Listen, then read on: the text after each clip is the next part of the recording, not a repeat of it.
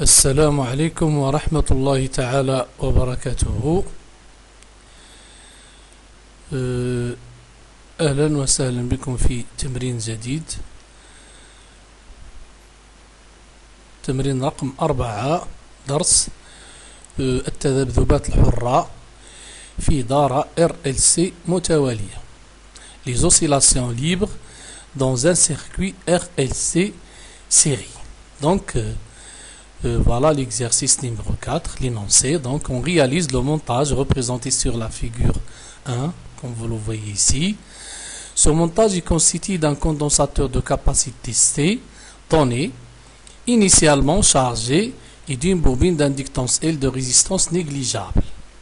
Bien sûr, un système d'acquisition informatisé permet de tracer la courbe représentant l'évolution de la charge Q du condensateur. Voilà, c'est la figure 2.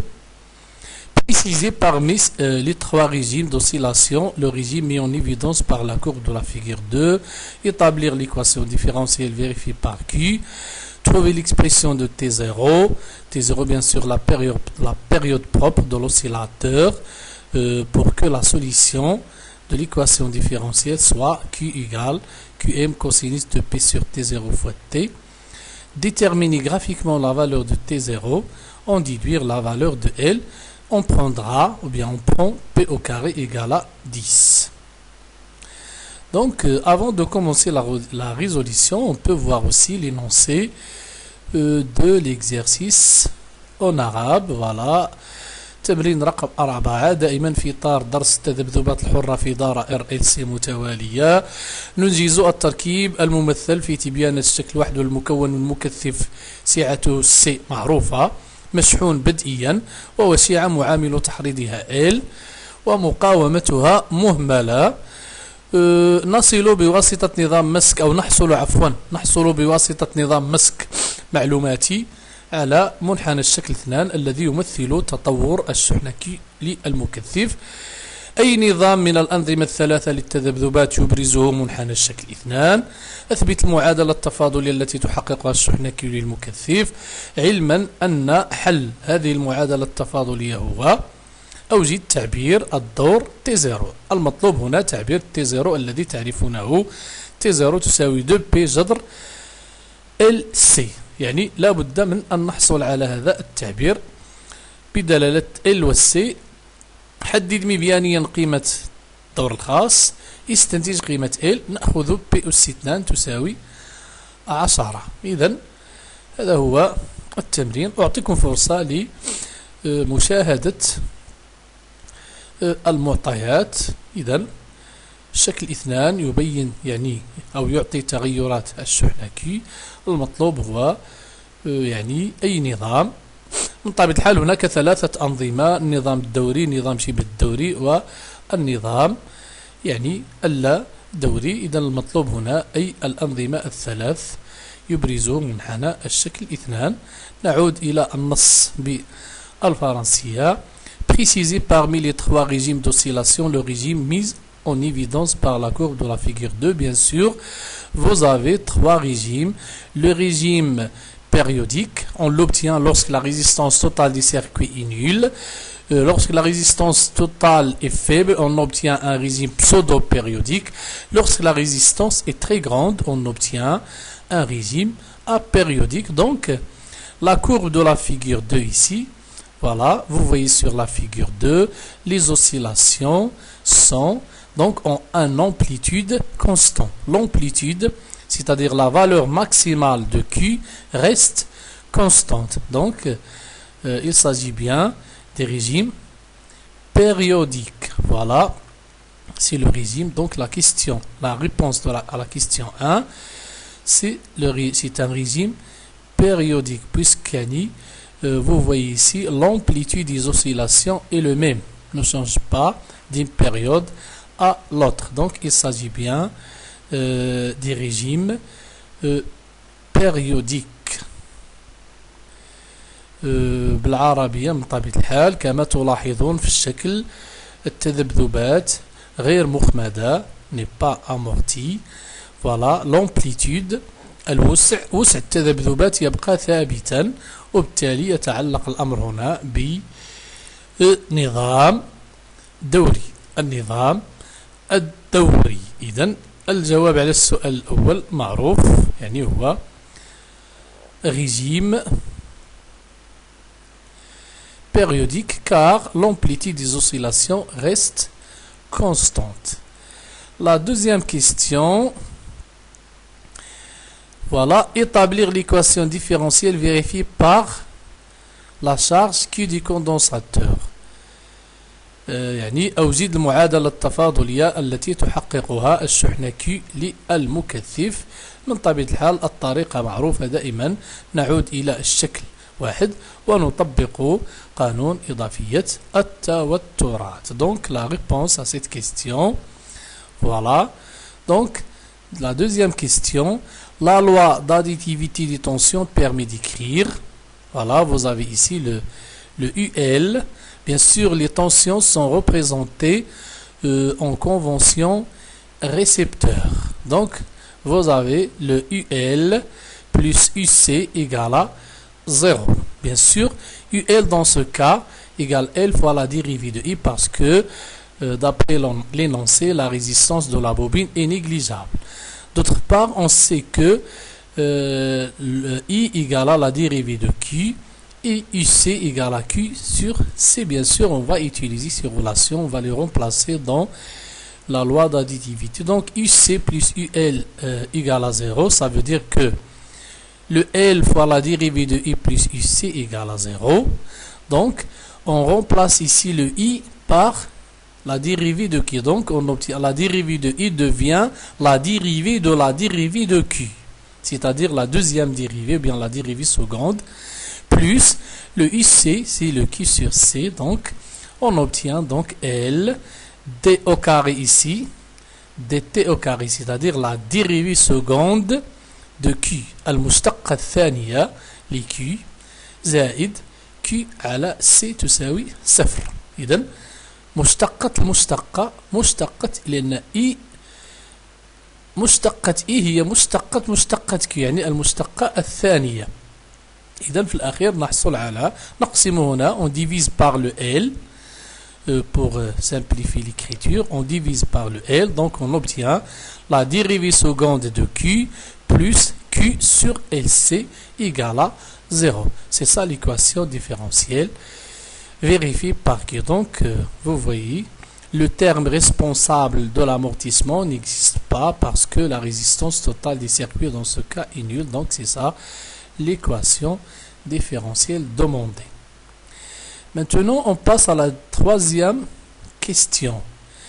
Trouvez l'expression de la période T0 de l'oscillateur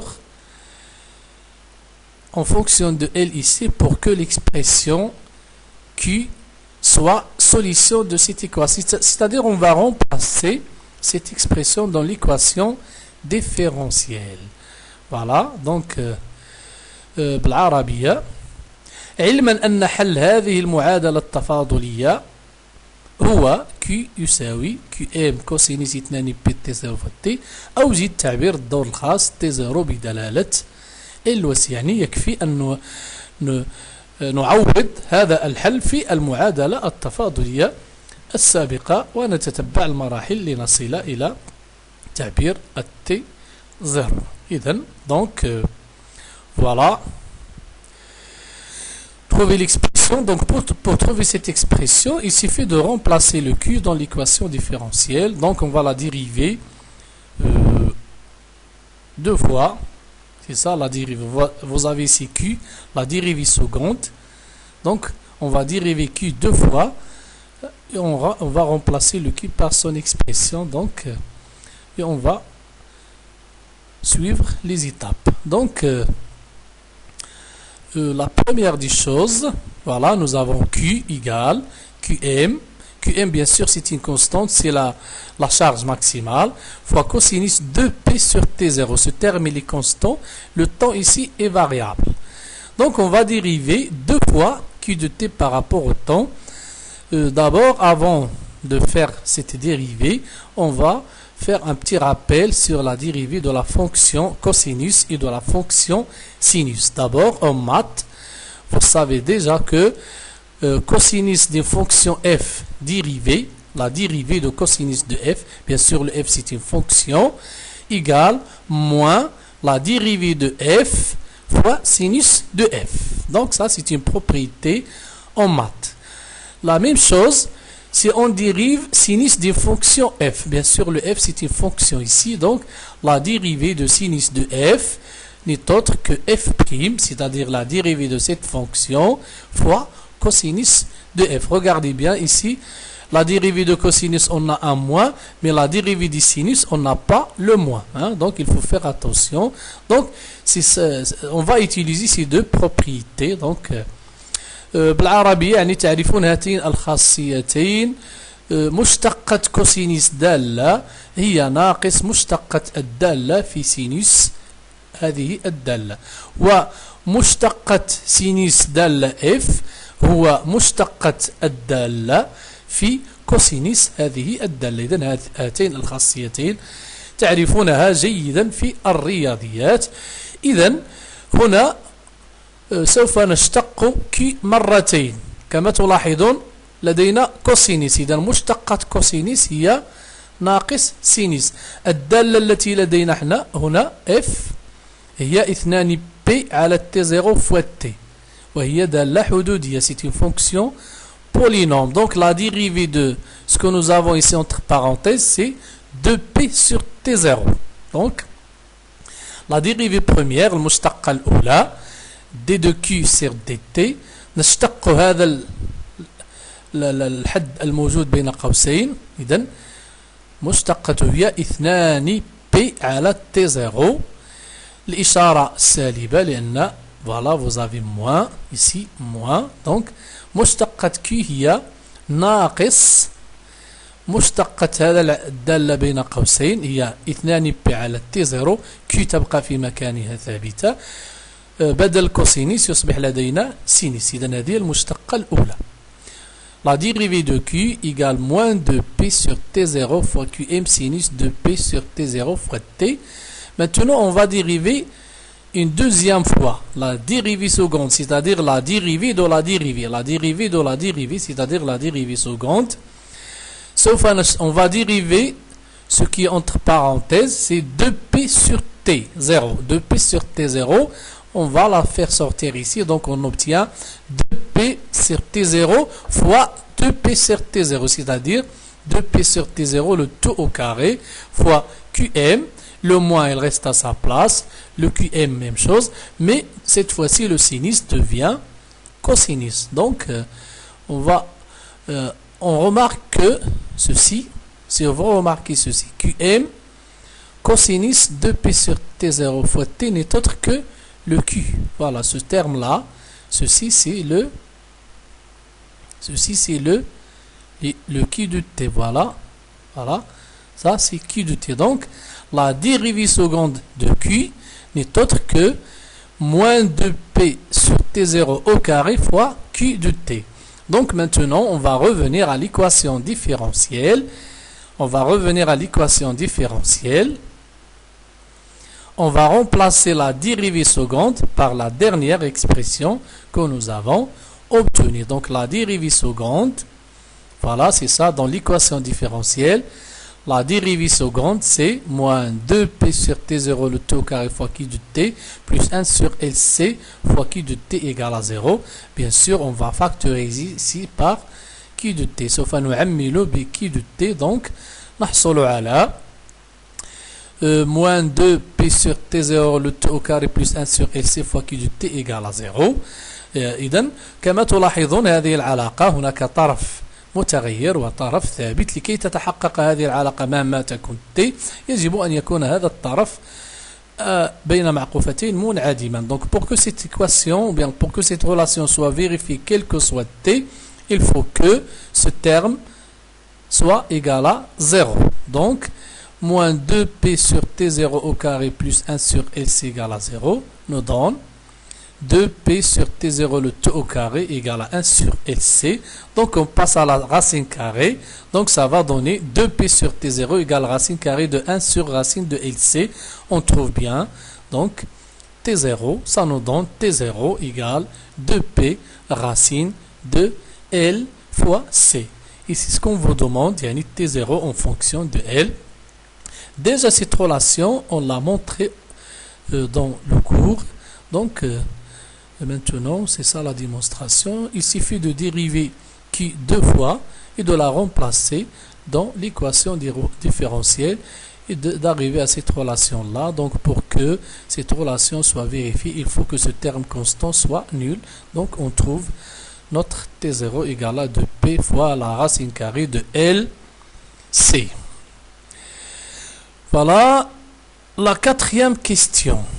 Déterminer graphiquement la valeur de T0. حدد مبيانيا قيمة T0 من بعد احسب la valeur de L. Donc مبيانيا, on va utiliser la période, c'est ça. Donc la réponse dans cette question, il est facile. Donc d'après la courbe de la figure 2, bien sûr la période propre, c'est ça. Donc c'est 0 à 21. Donc on aura T0 égale 21 millisecondes.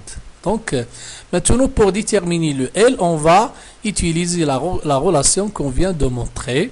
سوف نستعمل العلاقة التي برهنا عليها قبل قليل.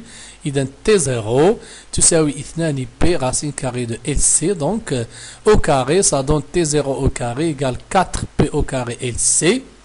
Donc le L égale T0 au carré sur 4P au carré fois C. Donc c'est ça la relation. Application numérique. Le T0 c'est 21 millisecondes, c'est-à-dire 21 10 moins 3 secondes le tout au carré. Le 4, le pi au carré. Normalement, dans les données, on vous demande de prendre P au carré égale à 10. Donc, on aura 4 P au carré, c'est-à-dire 4 fois 10. Le C, il est donné. Le C, c'est 12 microfarads, c'est-à-dire 12 10 à la puissance moins 6. Donc, on obtient finalement L égale 0,92 Henry. Donc, c'est ça la solution donc, de cet exercice. Je vous souhaite bonne chance et à bientôt. Bien sûr, on aura aussi une autre vidéo donc, dans laquelle on va corriger un exercice numéro 5. إلى اللقاء في فيديو قادم إن شاء الله.